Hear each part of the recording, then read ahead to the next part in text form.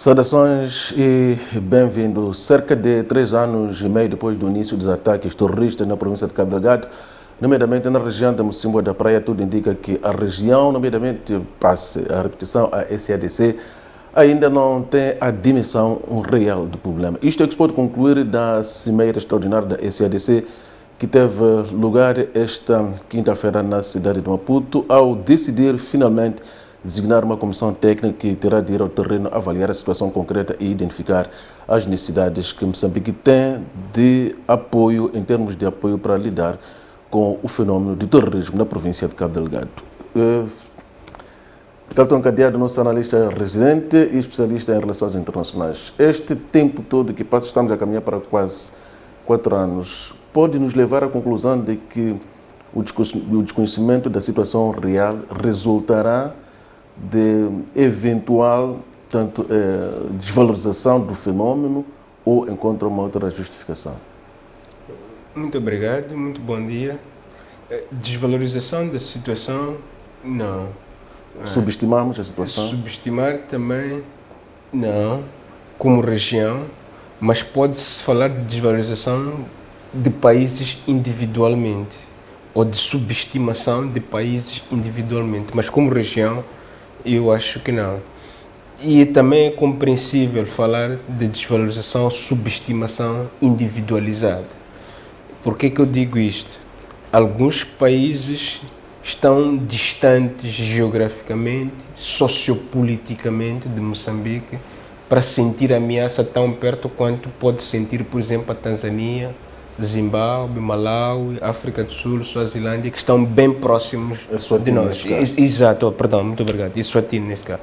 Então, é difícil falar, por exemplo, de um país tão distante quanto está, vamos assim dizer, RDC Congo, apesar de ser considerado um dos locais por onde a ameaça também... Que também tem os seus problemas graves. Exato, tem os seus problemas graves. Então, há uma tentativa de colocar isto de uma forma relativizada, de Estado para Estado. Se olharmos, por exemplo, para o Lesoto não sente a mesma magnitude da ameaça como sente, por exemplo, a Tanzânia, não é? A Namíbia não sente a mesma magnitude da ameaça como sente a Tanzânia. O mesmo se pode dizer de Angola, que está geograficamente distante, mentalmente próximo, mas esta distância geográfica não o coloca. Ainda assim, todos fizeram discursos políticos que apontavam para um reconhecimento da necessidade dos países colaborarem mais e a SADC intervir de uma forma mais concertada para lidar com este problema. Esperava-se muito mais, pelo menos a nível público, desta Cimeira Extraordinária de Maputo, desta quinta-feira. Todavia, o que veio a público acaba criando a sensação de que está a ser difícil produzir consenso a nível da SADC, consenso que nos conduz à união de sinergias para, de forma global, lidar-se com o problema. Será o caso? É o caso. Eu não tenho dúvidas disso, porque estão em jogo muitos interesses. E satisfazer esses muitos interesses, muito dinheiro também, da região, da SADC, fora da região da SADC, que é preciso lidar com eles. E, nesses casos, é preciso também salvaguardar quer os interesses dos atores externos, mas, sobretudo, os interesses do Estado moçambicano em primeiro lugar, porque é onde nós estamos a ter o palco principal da ocorrência do terrorismo. Então, perante essa situação, todos os interesses que estiverem em jogo não podem, aliás, não devem sobrepor-se aos interesses de Moçambique, em primeiro lugar, como Estado que é Moçambique. Os outros Estados também devem estar a dizer a mesma coisa. Os interesses de Moçambique não devem se sobrepor aos interesses dele. Então, é um jogo e uma competição de harmonização de interesses, né, e que leva o seu tempo, leva o seu desgaste, tem custos para todas as partes e todas estão a avaliar o custo e o benefício de agir com um pouco mais de robustez neste caso. A Comissão Técnica designada pela Cimeira Extraordinária de Maputo chega a Moçambique já na quinta-feira da próxima semana, dia 15. de abril para trabalhar e produzir um relatório a ser presente em mais uma cimeira que poderá ter lugar nos dias 28 e 29, igualmente deste mês. É tempo demais também para uma solução que se pretendia que fosse para ontem. Não, veja só uma coisa, Boaventura. Esta é uma opinião pessoal. Porque, do ponto de vista técnico, já há informação. Os serviços de inteligência de cada um dos países já têm alguma informação produzida sobre esta matéria de Cabo Delgado. As chancelarias, as representações diplomáticas de cada um dos países que estão aqui em Moçambique também já têm informação produzida que alimentam os seus governos para poder perceber ou ter uma fotografia mais ou menos aproximada da realidade que está a acontecer aqui.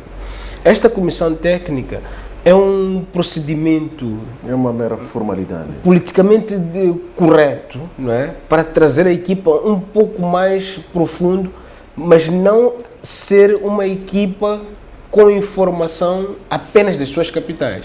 Porque o terreno é de Moçambique, são os moçambicanos, e a equipa técnica vai trabalhar conjuntamente com Moçambique. Ao passo que as informações que os governos recebem são informações que o governo também passa, que as suas chancelarias passam, mas desta vez é uma equipa conjunta técnica no terreno especificamente para trabalhar neste assunto. E creio eu que será uma equipa técnica multissetorial, multidimensional, porque este problema de terrorismo é um problema multissetorial, multidimensional, apesar da dimensão de segurança, de defesa estar mais saliente neste momento. Então, não é só uma mera ação de charme, né, que se possa fazer, ou para o inglês ver, também assim dizer na linguagem corrente, mas é um procedimento que se faz no terreno, com equipas no terreno para avaliar as condições, porque outras equipas que nós estamos a dizer aqui não fizeram a sua avaliação, a sua informação com base nas botas, no terreno, no local dos factos. Então, isso vai fazer a sua absoluta diferença. Mas também as nossas forças de defesa e segurança certamente que já têm o conhecimento real do que se passa no terreno. Já tem, sim. E veja só outra vez a questão do tempo que nós estamos a discutir. Pessoalmente, eu percebo que todos nós, como indivíduos, como cidadãos, temos urgência de lidar com esta situação, e a situação já devia ter sido resolvida ontem. Aliás, nem devia ter começado este problema.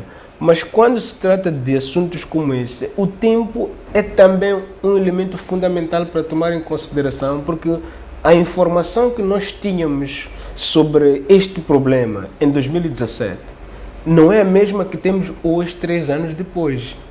O desconhecimento que nós tínhamos desta situação em 2017 não é o mesmo que nós temos hoje, 2021. Então, este tempo também foi importante para o Estado colher o máximo de informação possível, os militares no terreno, os homens da inteligência, a polícia, a própria população acima de tudo, porque estes que são os verdadeiros combatentes no terreno.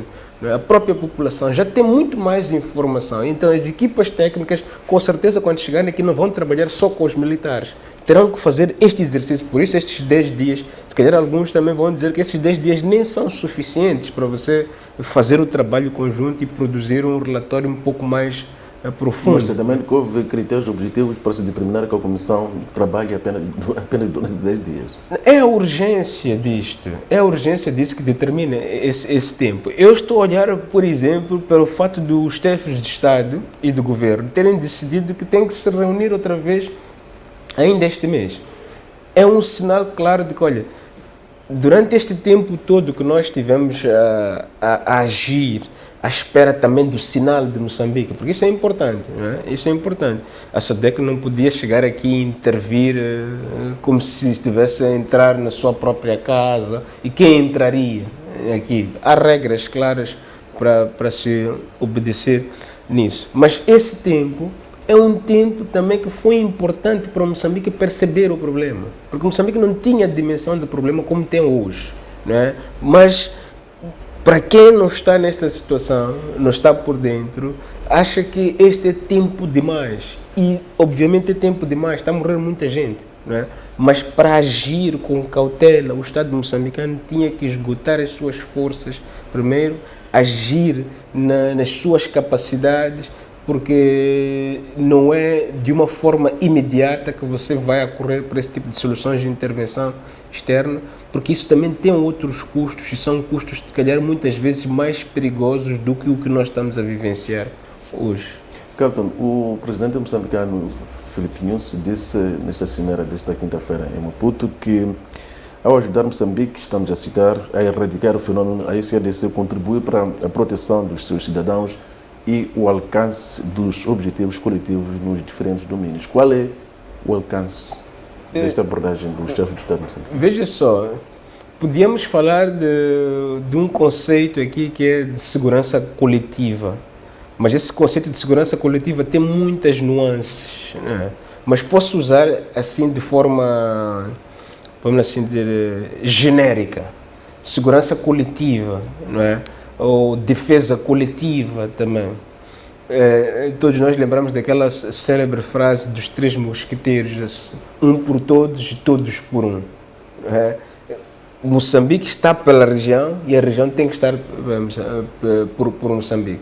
Porque se Moçambique não fizer algo, a região vai ser afetada. Estou a falar da região da SADC, mas se a região também da SADC não fizer alguma coisa, todos nós da região da SADC vamos ser afetados. Então, um por todos e todos por um. É isto que o presidente... Ou seja, cada qual por si, Deus por todos. Não, neste caso é o contrário. Neste caso é o contrário. Porque antes era isso. O problema de Moçambique é Moçambique. Basta que isso não me afete.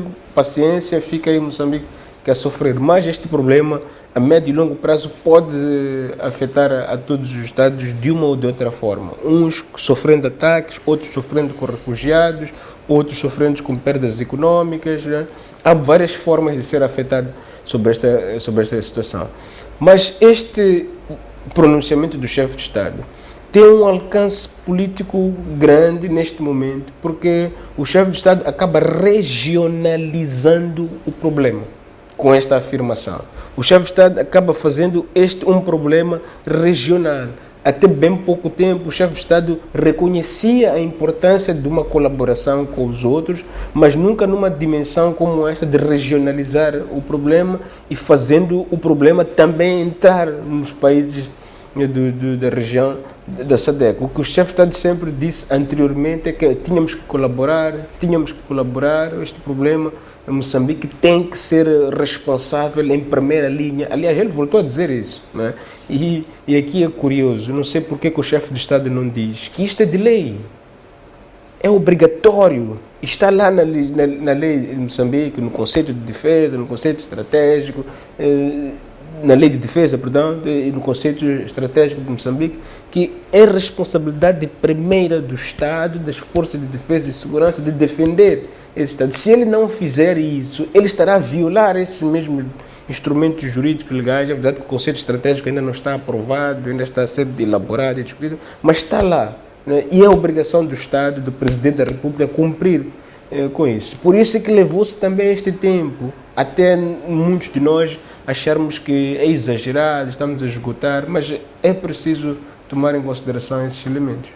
Capitão Cadeado, Moçambique, juntamente com a Tanzânia, quando o Uganda se viu numa situação crítica no tempo do presidente Milton Obote, juntaram as suas forças, portanto, tropas moçambicanas e tanzanianas, para ajudarem então o presidente do Uganda, o Sr. Milton Obote, a expulsar do Uganda o Sr. Idi Amin. E na nossa guerra dos 16 anos, estiveram ao lado das tropas moçambicanas, tropas zimbabuianas. Qual a diferença entre os dois contextos que citei aqui e a situação concreta de Moçambique, quando nos posicionamos sobre a responsabilidade, sobre quem é que deve estar na frente de combate a dirigir as operações de combate ao terrorismo?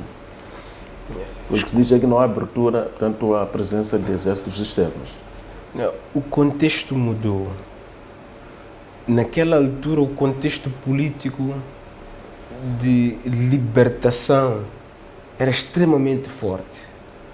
Mas uma vez libertos os Estados, veio também o conceito exacerbado do uso da soberania, da defesa da soberania. E ganhamos alguma coisa com isso, olhando para o contexto concreto de Moçambique? Sim e não. Sim, porque há necessidade de reafirmar a presença do Estado, a força do Estado. Isto pode soar a mero orgulho dos Estados, mas é preciso... Por exemplo, clarificou que nos trata de orgulho barato. Sim, não é orgulho barato. É preciso que haja isso, porque se você não fizer isso, você está a contribuir para que o Estado continue a ser fragilizado na sua responsabilidade primeira de se construir e se robustecer para lidar com os seus problemas. O que é que eu estou a dizer com isso? É que se nós ficarmos sempre presos à procura de soluções que venham de fora, você não cria condições para a sua própria casa se reedificar ou se edificar. Se você está à espera sempre de soluções que venham de fora, você vai ter problemas de construir o seu Estado, de construir as suas forças armadas robustas, porque está a confiar sempre nos outros. Então é preciso que esse orgulho, que não é um orgulho barato, seja exaltado para que os Estados possam se fortificar. Esse é um aspecto primeiro. Mas hoje, o lado não. É quando você faz isso num contexto de escassez gritante de recursos que acabam lhe fragilizando no seu orgulho necessário de defesa da soberania. Não é? E as ameaças aparecem com muita velocidade e em tempo recorde, quando você precisa muito tempo para solidificar e construir as suas forças armadas robustas, neste caso. Né? Mas não se trata de um mero orgulho, como bem disse o chefe de Estado, é preciso defender isso. No passado, a Tanzânia aceitou com muito risco, é preciso que se diga isso, com muito risco, a presença de vários grupos de libertação no seu país que podiam muito bem, naquela altura, também ter virado a cabeça e colocar em causa o próprio governo da Tanzânia. E isso não seria novidade nenhuma. Já aconteceu na década de 70, por exemplo, na Jordânia, no chamado Setembro Negro. A Jordânia acolheu os palestinianos refugiados lá. Mas os palestinianos refugiados lá se robusteceram tanto com uma capacidade bélica que quase ameaçaram a existência ou a sobrevivência do governo do rei da Jordânia. Então, isto era um risco. A Tanzânia colocou-se nesse risco e aceitou que nós estivéssemos lá.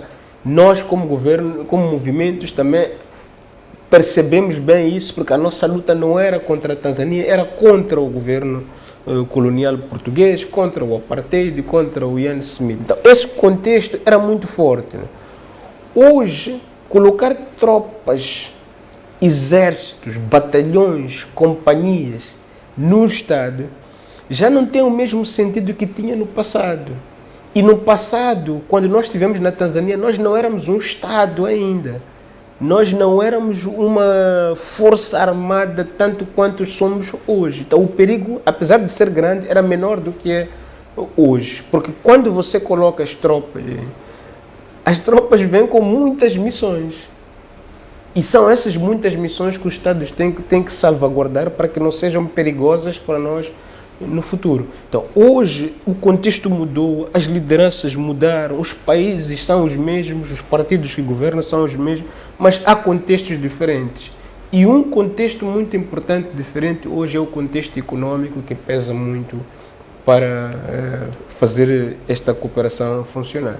Em particular, a Tanzânia, que papel é que acha que deveria tomar? Porque se diz de forma reiterada que a Tanzânia é quase que uma espécie de corredor que os terroristas usam para atacar Moçambique. E quando se sentirem encurralados, podem igualmente usar a Tanzânia para, digamos, algum repouso, para algum recarregamento das energias. Sim. Veja só que a Tanzânia agora está a ser criticada por ter fechado a porta, entre aspas, aos nossos concidadãos, aos nossos irmãos que fogem do terrorismo em Cabo Delgado. Isto está a ser criticado, mas é uma ação que o governo tanzaniano faz de cautela, de preocupação com a sua própria segurança. Né? Há outras formas de fazer isto, não tenhamos dúvida, que seria, por exemplo, confinar as pessoas num determinado espaço de segurança que existe dentro da Tanzânia, mas eles preferiram não fazer essa opção. Agora, é preciso percebermos as mensagens que estão no meio de tudo isso. O primeiro é que eles estão com medo.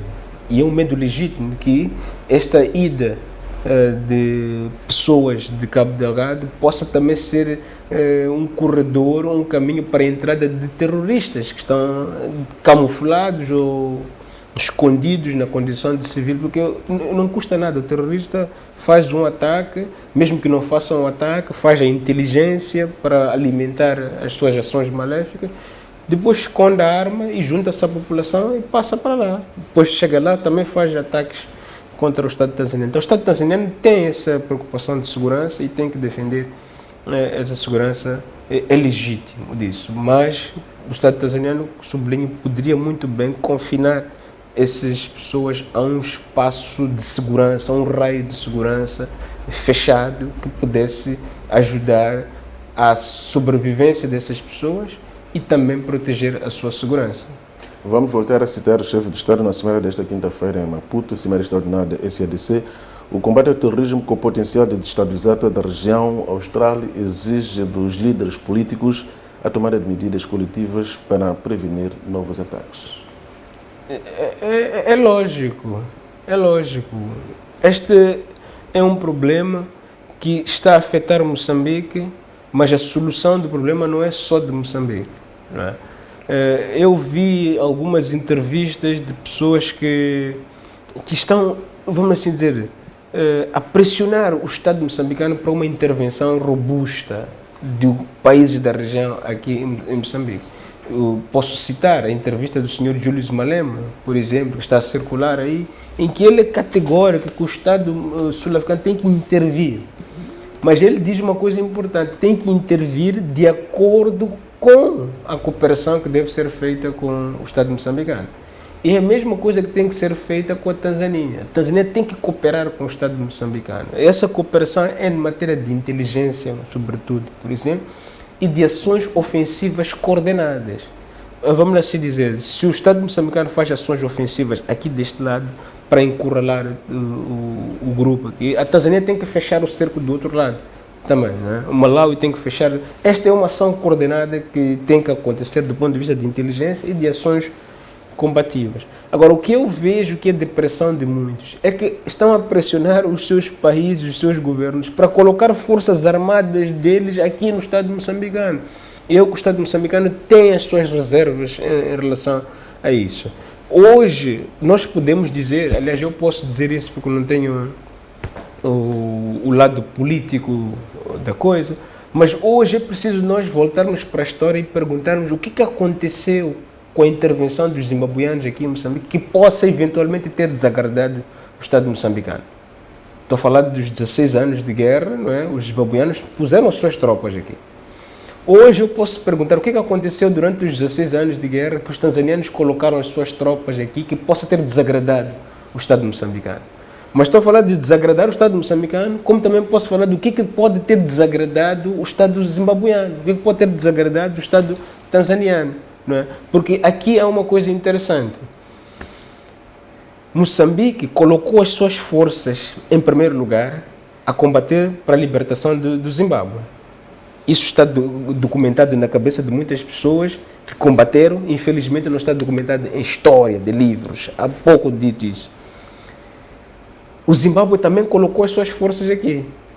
Então, para alguns, podia-se pensar assim, olha aqui, Moçambique não deve nada ao Zimbábue, o Zimbábue também não deve nada a Moçambique. Porque Moçambique colocou lá as suas forças, morreram cidadãos moçambicanos, sacrificamos coisas, o Zimbábue também vem aqui e morreram pessoas, então ninguém tem dívida com ninguém.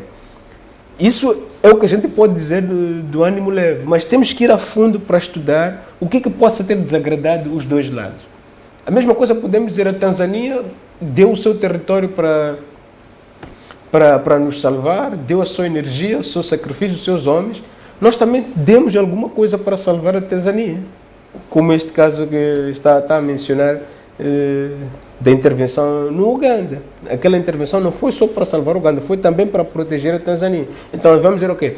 50-50, estamos aqui, ninguém deve nada a ninguém. Mas não é simples dizer isso. É por isso que temos que ir a fundo e pesquisar um pouco mais. Se calhar os mais velhos que estiveram nessas situações podiam vir nos alimentar hoje para nós percebermos porque que há esse tipo de hesitações. Eu estendi um pouco e acabei desviando da sua pergunta, Boaventura, mas Isto são análises que nós temos que fazer para poder perceber um pouco mais as dinâmicas da intervenção aqui. Mas ninguém hoje defende uma intervenção muito forte de colocar forças armadas no terreno, né, aqui. O que tem que acontecer, e é o que está a ser dito por todos, é que todos têm que nos apoiar e nós, como governo, como Estado, é que temos que ser os primeiros na linha da frente a atuar sobre isto. Deu-nos inteligência, deu-nos material de guerra, deu-nos logística.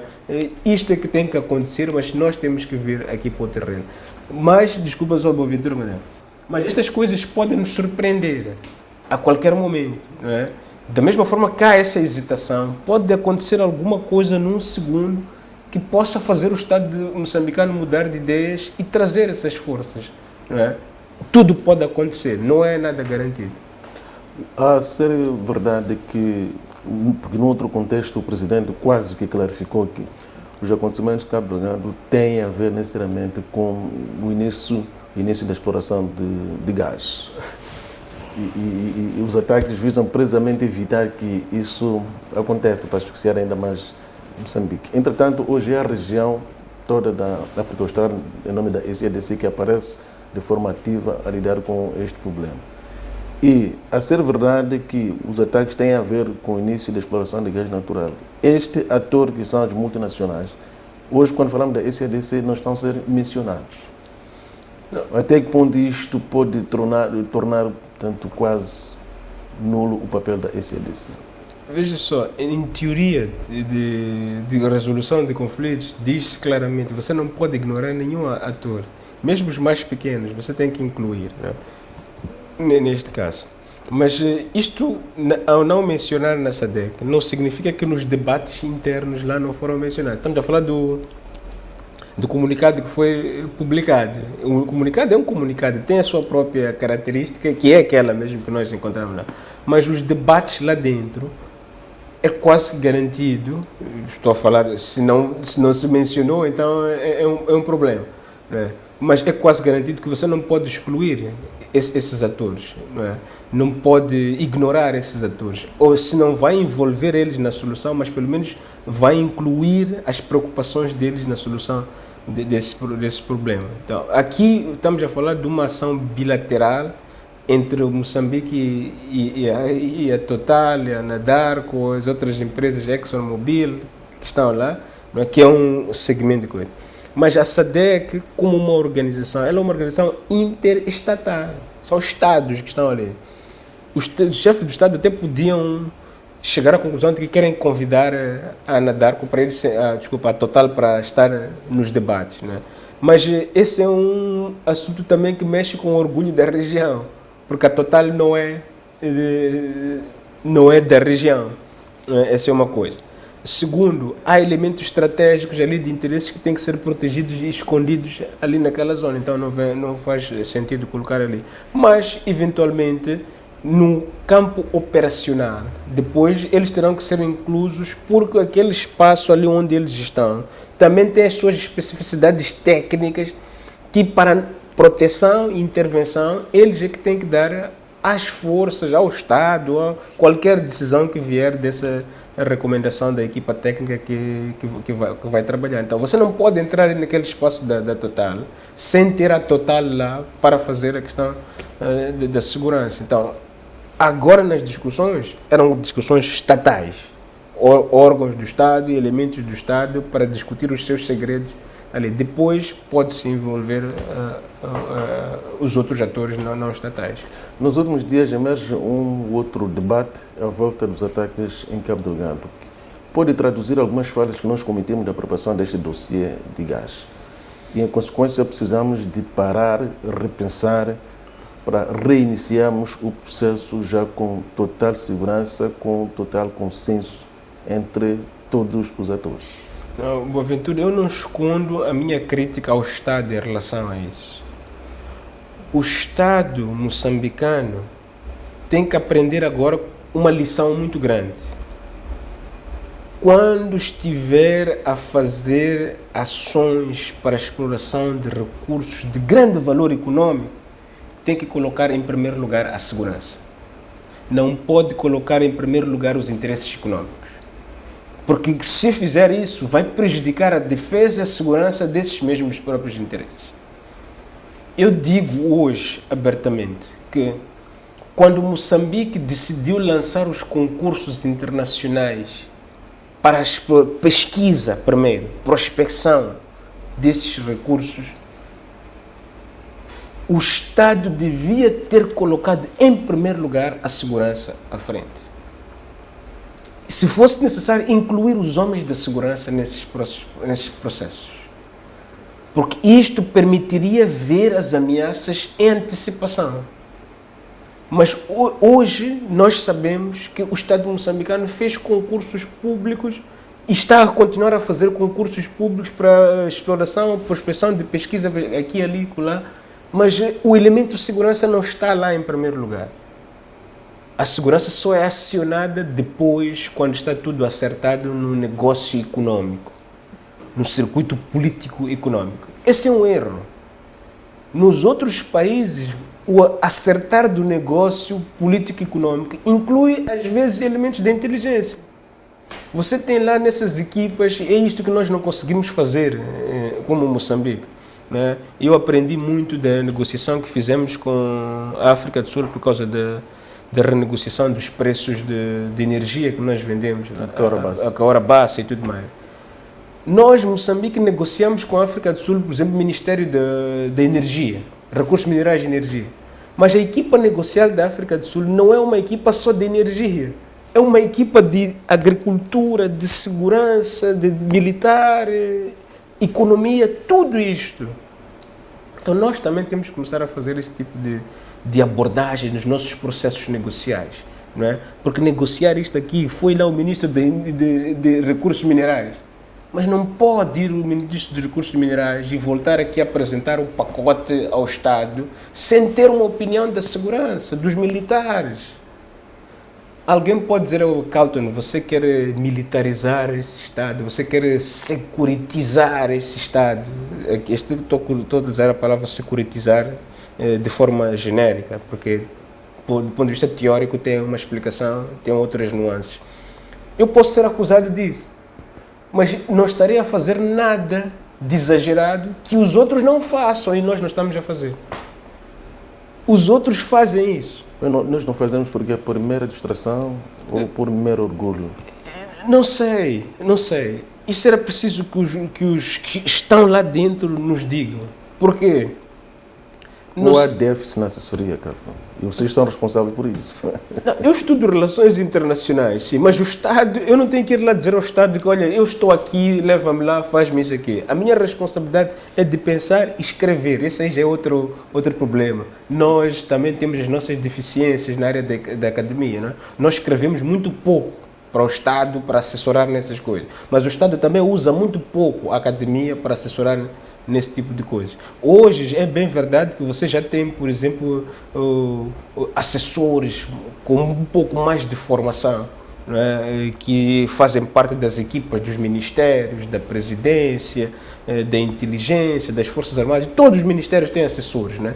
Mas o tipo de assessoria ainda é uma assessoria generalizada, porque nos outros países você tem assessores que acordam, comem, dormem a estudar esses assuntos. Não é? A estudar esses assuntos. E você tem, eu conheço isto porque leio, na pesquisa que eu estou a fazer agora, por exemplo, você tem um serviço de inteligência que é aberto a debates. Na verdade, são debates fechados, mas um serviço de inteligência que diz, olha, nós estamos a ver esta ameaça aqui. Quem é o especialista disto? É Boaventura, é Carlton. Carlton, Boaventura, por favor, vocês pesquisem este assunto nos próximos 3 meses. Nós temos um debate que precisamos fazer com a nossa equipa lá fechada. Então, a academia vai à inteligência. Os militares também fazem a mesma coisa. Os civis vão aos militares. Né? Isso acontece em várias situações. Você vai para outros países onde eles estão um pouco mais evoluídos, como os americanos. Você sabe, corre. Há professores que estão na sala de aulas quando é a governação republicana. Quando vem a governação democrática, esses companheiros automaticamente saem, vão assessorar o governo. Porque eles têm uma clara identificação ideológica. Quando acontece o inverso, eles saem, vêm outros. Mas a academia funciona muito nesse sentido. Os sudaneses também fazem isso. Eles usam muito a academia para isso. Mas eles, obviamente, têm capacidades que o nosso Estado ainda não tem. Se você ver quantos especialistas de energia nós temos aqui em Moçambique. Lembro-me, creio que já podemos falar disso. Não chegou a ser noticiado, não chegou a ser público, mas por inerência de profissão acabamos sabendo disto no tempo, já podemos falar com alguma vontade. Lembro-me que quando foi do tempo do presidente Guebuza, o antigo presidente da Nigéria, o Sr. Goodluck Jonathan, insistiu tanto para visitar Moçambique. O presidente Guebuza não ousou dar resposta sem que pedisse a especialistas uma análise sobre o eventual impacto desta visita e depois estava muito ligado à questão do Boko Haram, se podia representar uma ameaça em Moçambique, até que ponto isso poderia colocar Moçambique numa situação de alguma vulnerabilidade àquilo que hoje estamos a viver. E a visita acabou não sendo aceita. Exato. Essa é uma forma que os Estados usam para tomar decisões. Veja só, o chefe de Estado naquela altura percebeu que, olha, eu tenho que tomar uma decisão, mas essa decisão é uma decisão séria. Não é? Mais do que dizer que o presidente vem para aqui. Se o presidente vier para aqui, quais são as implicações? O que eu vou conversar com o presidente Jonathan Goodluck, ou Goodluck Jonathan, naquela altura? A mesma coisa se faz hoje quando o presidente diz eu vou viajar para a África do Sul. É preciso que haja um tipo de preparação e assessoria ao Estado. O presidente diz eu vou para a SADC. É preciso que haja isso. É verdade que o presidente tem uma equipa de assessoria que é presente, que são os seus ministros, o Ministério dos Negócios Estrangeiros. Mas os seus ministros têm uma limitação política, que os outros que não estão no elemento político podem dizer e falar à vontade. Vou lhe dar um exemplo, mas isso também precisa de uma boa predisposição dos líderes para ouvir a crítica. Eu vou lhe dar o exemplo do que acontecia com o Sr. Thabo Mbeki. O presidente Thabo Mbeki, ele tinha uma equipa de assessoria ministerial, mas ele criou uma equipa de assessoria mais ou menos, entre parênteses, paralela, inclusive de pessoas que eram conectadas como pertencentes ao antigo regime do apartheid. Mídia e até antigos agentes de segurança, da inteligência. Ele fez essa equipa, que o ajudava a pensar. Não é? É uma espécie de assessoria paralela. Aqui em Moçambique também tem um pouco disso. Não é? Há um gabinete que apoia o chefe de Estado a pensar fora disso. Mas essa equipa não é tão, vamos dizer, detached, distanciada, não é? do poder político. Tanto é que inclui nessa equipa elementos que são da gestão do Estado ao nível ministerial e com posições de chefia e direção, e chefia. Mas no caso do Thabo Mbeki, ele foi procurar pessoas que não têm nada a ver com o Estado. Não é? Colocou lá. Tipo, vocês pensem, critiquem, vocês podem me dizer à vontade. Porque o meu ministro, algumas coisas ele não vai dizer, por exemplo, porque ele tem receio de que ele possa ser demitido, por exemplo, e sair do governo. Isso é natural, não é? Mas na África do Sul o Mbeki preferiu não fazer uma equipa dessa natureza. Carlton, o presidente desabafou fora do contexto, portanto, da Cimeira Estadual da SADC desta quinta-feira em Maputo. O facto de Moçambique não ter logrado realizar investimentos sólidos na área de defesa ao longo de décadas. E hoje parece que estamos a pagar o preço disso. Estamos a ser apanhados em contrapé. Pois.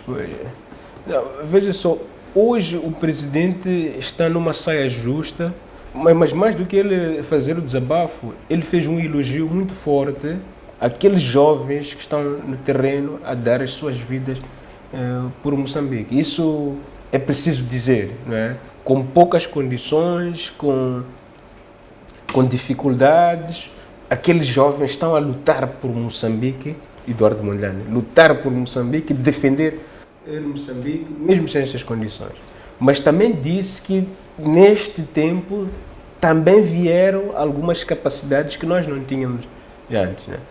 Agora, o que o chefe do Estado não disse é por que aconteceu isso.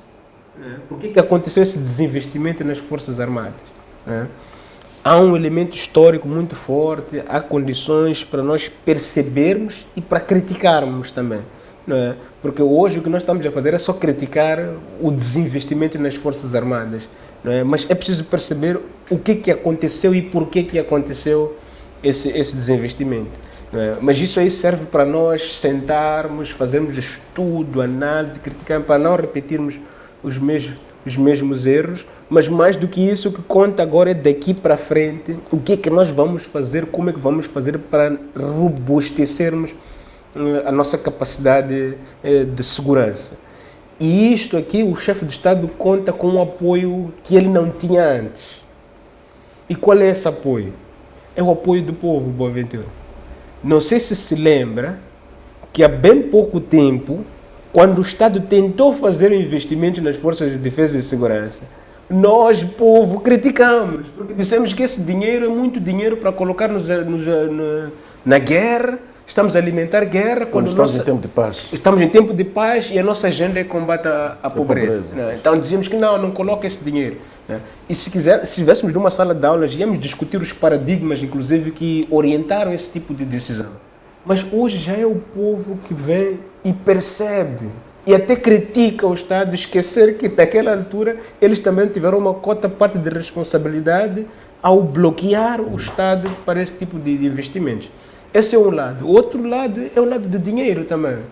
Boaventura, o Estado não tinha dinheiro para fazer esses investimentos nas Forças Armadas. Eu convido a todos nós a entrarmos na internet e procurar, por exemplo, o preço, quanto custa um drone dos mais sofisticados, com capacidade de vigilância, de recolha de informação e com poder de fogo. Dos mais sofisticados, você não encontra abaixo de 100 milhões de dólares. Dos mais sofisticados. Então, imagina você comprar 10 desses aí. Quanto dinheiro é que é? E se você precisa de 10 desses, estou a dizer que é para colocar 10 na zona sul, na zona centro, na zona norte, que são os teatros, os comandos regionais que nós temos aqui. E depois chegar um terrorista com uma AKM, disparar e derrubar 110 milhões de dólares num instante. Estou a falar de um drone, como podia falar também de um dos helicópteros mais sofisticados que nós temos hoje. Por exemplo, os helicópteros Apache. Quanto custa aquilo? E comprar isso não é comprar só o aparelho. É comprar o aparelho, comprar munições. É muito dinheiro que você tem para fazer isso. Para ter as munições, treinar os homens que operam isso. E para você treinar os homens, você precisa de combustível para aqueles helicópteros levantar o voo e aterrar. É elemento psicológico que você tem que fazer de acompanhamento a esses homens. Então, só o homem que vai operar aquilo é muito dinheiro que você tem que gastar. E você não tem esse dinheiro. Estou a falar do homem, assim como podia falar, por exemplo, do homem das Forças Armadas e do Exército, para você equipar ele com botas, arma de especialidade, as várias armas que ele tem que andar com ela. Não dispara, seguir a disparo que não encrava, seguir a disparo de uma bala. Sim. Não, é muito dinheiro para fazer isso, então tem muitas coisas juntas que bloquearam também o investimento nas nossas Forças Armadas em capacidades logísticas e combativas, né? Mas também não podemos ignorar que foi feito um investimento muito grande nas Forças Armadas do ponto de vista de formação. Mas só não tivemos um investimento forte na dimensão logística, de dimensão de meios de proteção, de combate, meios ofensivos e defensivos. Isso sim custa muito caro. Carlos, temos que terminar. Acredita num fim feliz desta missão da SADC? Essa é uma boa pergunta, com reservas e com otimismo. Né? Eu tenho reservas porque os resultados não vão ser imediatos. Por que eu digo que não vão ser imediatos? Eu vejo que há muita pressão das pessoas para dizer que os Estados devem vir intervir aqui. Mas as pessoas não estão a perguntar que Estados é que hão de vir aqui. Aqui ao nível da SADC, por exemplo, Zimbábue pode ter muita vontade, mas não sei se está em condições de vir intervir aqui em Moçambique, colocar forças armadas aqui. Eu estou a ver o Aventura franzir a testa. Deve me perguntar porquê. Porque o Zimbábue neste momento está de rastros em termos económicos. para o Zimbábue vir para aqui para intervir, quem vai financiar a presença dos zimbabueanos? Os zimbabueanos cometeram um erro quando foram intervir na RDC Congo e estão a pagar caro hoje, por isso. Os sul-africanos também querem vir para aqui, mas quem vai pagar a fatura da intervenção? Eventualmente as multinacionais interessadas na exploração de gás. Mas depois o que isso significa para Moçambique? Estamos a fazer dívidas, estamos a perder, não há almoços de graça. E amanhã o dinheiro que nós estamos à espera de ganhar para o desenvolvimento do nosso país com isto não virá para Moçambique. Há de ir para ele pagar essas intervenções militares. É isso que as pessoas não estão a discutir quando pressionam o Estado. Para trás. Os americanos, se vierem colocar as suas botas aqui, também quererão um retorno muito forte. E até podem não receber um retorno, não é? A Total, quando fizer isso aqui e colocar as suas forças próprias aqui, terá um retorno. E isso pode prejudicar os ganhos que nós estamos à espera de fazer lá no futuro. Então, o mais sensato para muitos, e acho que é essa a perspectiva do Estado, é o Estado investir nas suas forças para defender a coisa. É menos oneroso, o custo é menor hoje para o Estado no futuro, mas se calhar o custo é muito grande para o povo que está a morrer hoje, amanhã e depois da manhã. Carlton Cadeado, analista residente, foi nosso convidado. Hoje refletimos a volta da Cimeira Extraordinária da SADC, que teve lugar esta quinta-feira na cidade de Maputo, no contexto dos ataques terroristas na província de Cabo Delgado, sendo que a Cimeira decidiu criar uma equipa técnica que virá a Maputo já no dia 15 para verificar as condições reais e identificar as necessidades. O chefe de Estado e de Governo, esses voltam a encontrar-se nos dias 28 ou 29 deste abril para dar seguimento a este processo de apoio a Moçambique. Muito obrigado pelo calor da sua audiência. Nós voltamos proximamente com mais um tema de atualidade para a devida análise.